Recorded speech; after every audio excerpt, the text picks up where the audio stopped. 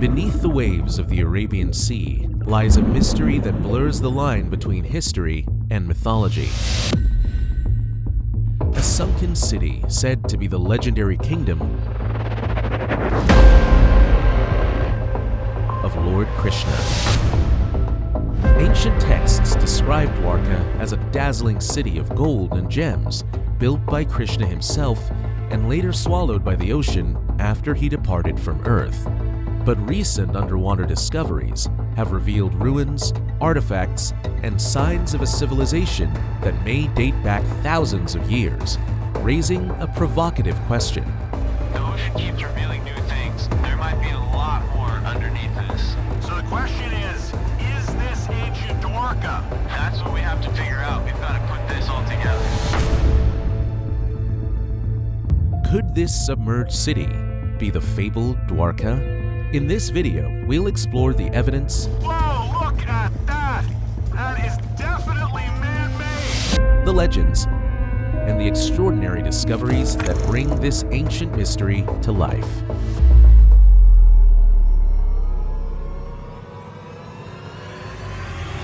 The city of Dwarka has fascinated people for centuries.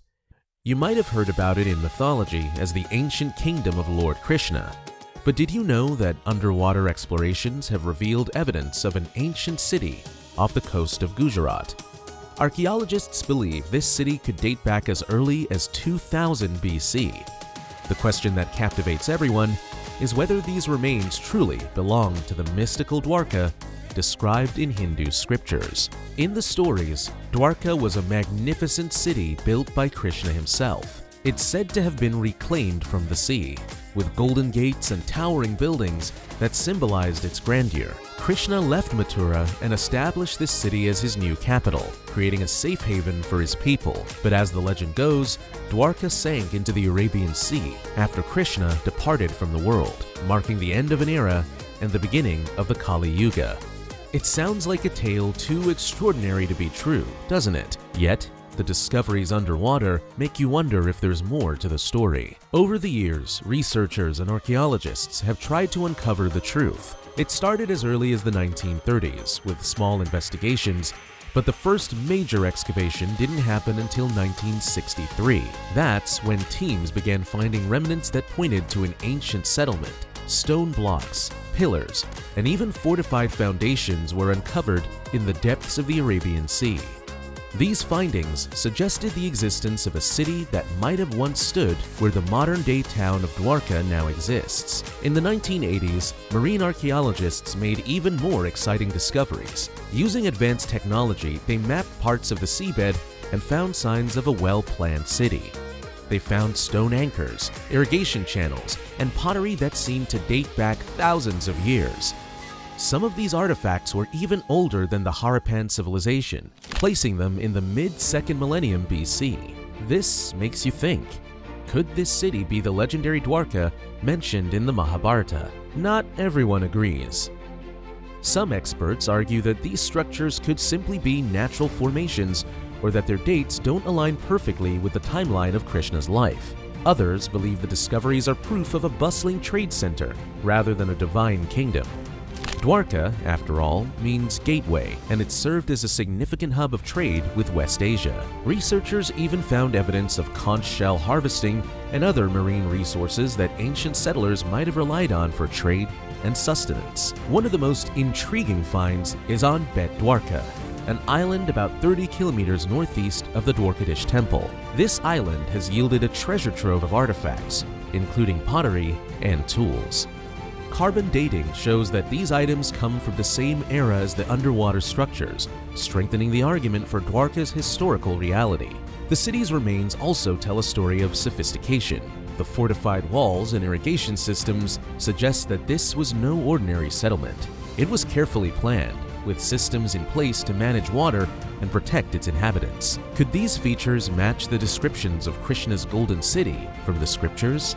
Even today, the story of Dwarka continues to spark curiosity. Prime Minister Narendra Modi once explored the underwater city, describing his experience of seeing the remains of Dwarka as deeply moving.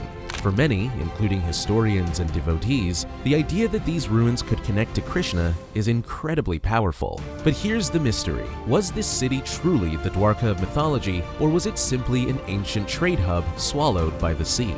The exploration of Dwarka becomes even more intriguing when you realize that the city is often referred to by two names, Dwarka and Dvaraka. These terms are interchangeable in ancient texts, both pointing to the same legendary city tied to Lord Krishna. But where exactly is this city located? This is where the mystery deepens and the work of Dr. S.R. Rao sheds some light. Dr. Rao, a renowned marine archaeologist, devoted his career to finding the lost city of Krishna.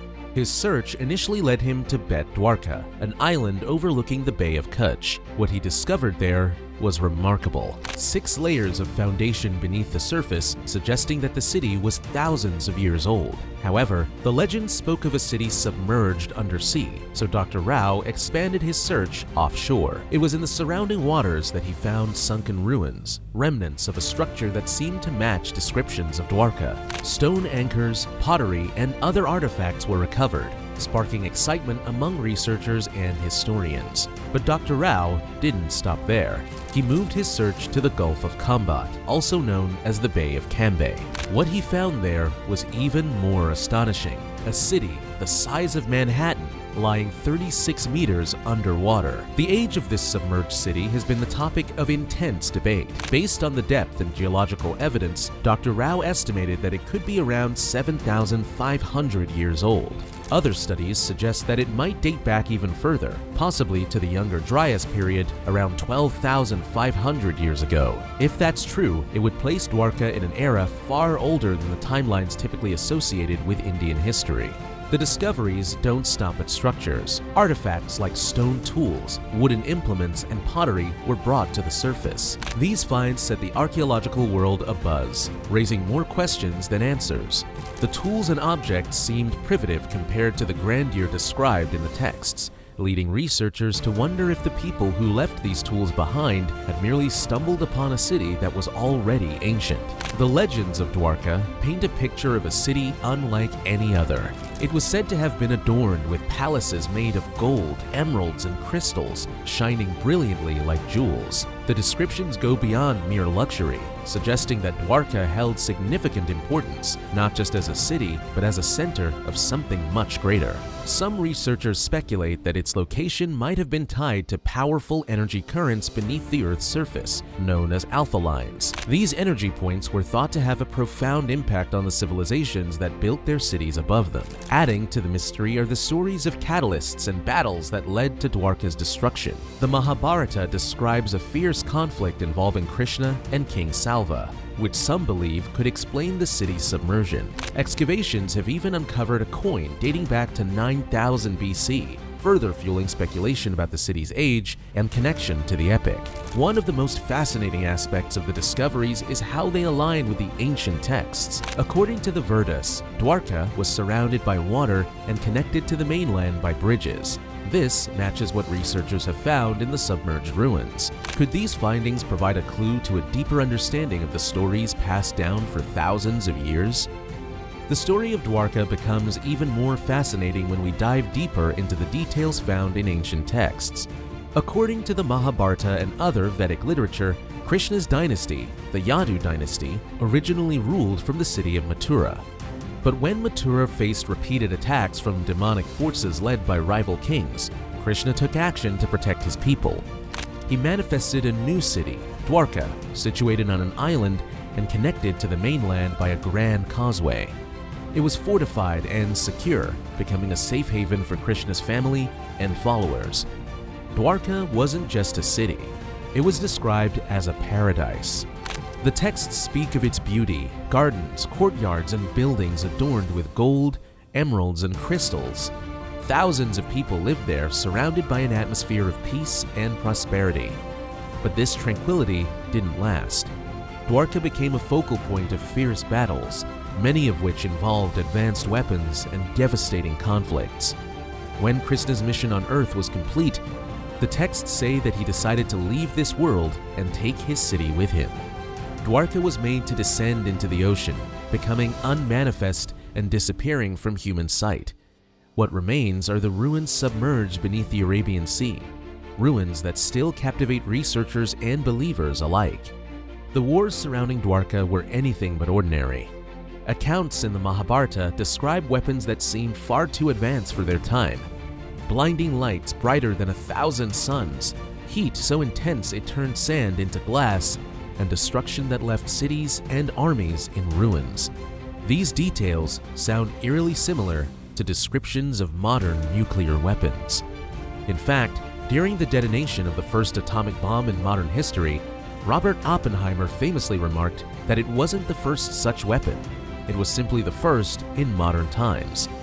In Dwarka's case, evidence supports the possibility of extraordinary destruction.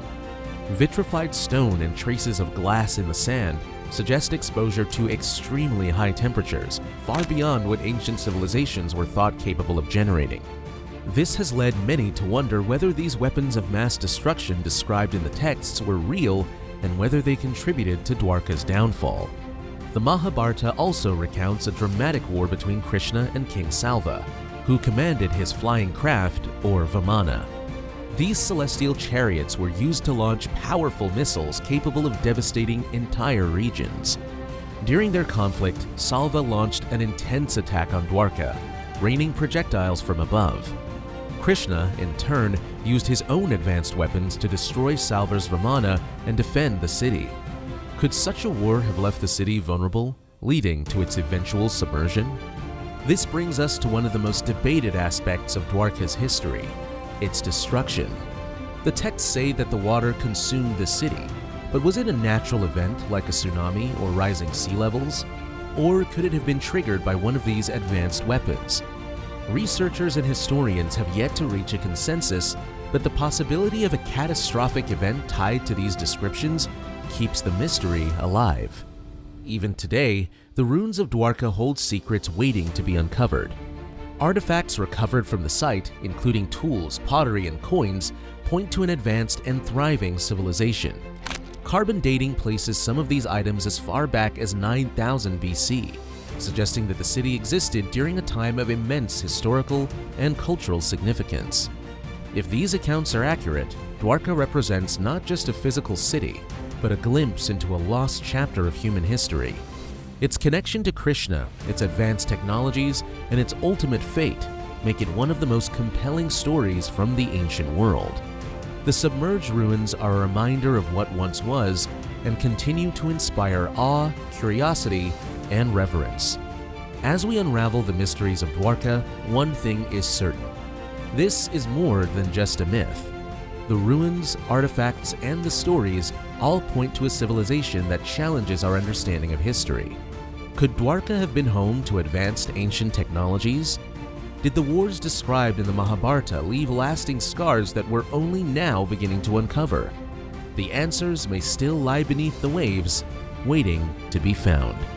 If this story fascinates you, don't forget to like, comment, and subscribe to the channel. Turn on notifications so you don't miss more incredible stories like this one. Let us know your thoughts in the comments. What do you think happened to the legendary city of Dwarka?